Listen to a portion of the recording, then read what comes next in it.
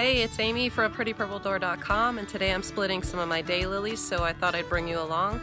If you want to learn how to turn one plant into four for no cost and using only one or two tools, then keep watching. This is for you. If your plant is overgrown or it looks dead in the center, that's how you know you're ready to split. I like to use pruning shears to clip back all the foliage on the plant to make it easier to transplant.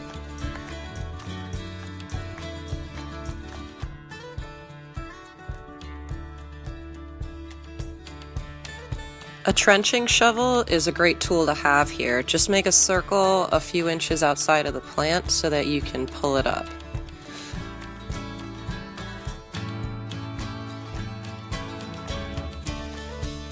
Shovel at an angle so that you can get under the root and just remove the entire plant from the ground.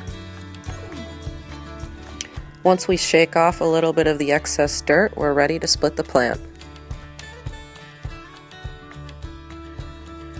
Here I use the same trenching shovel to cut the plant in half. Just insert the shovel, one hard push down the center, and it should split. And there you have it, 2 plants out of 1.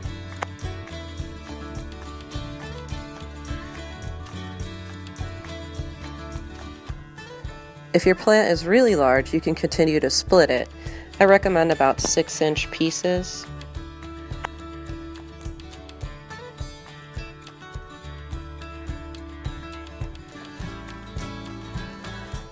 I split 3 plants into about 15, and I lost a pair of gloves.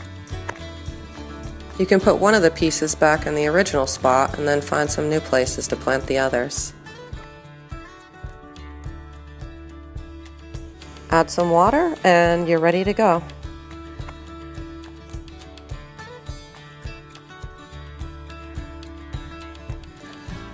There's so many perennials that you can split, and you can do it in the early spring or the late fall depending on their bloom time.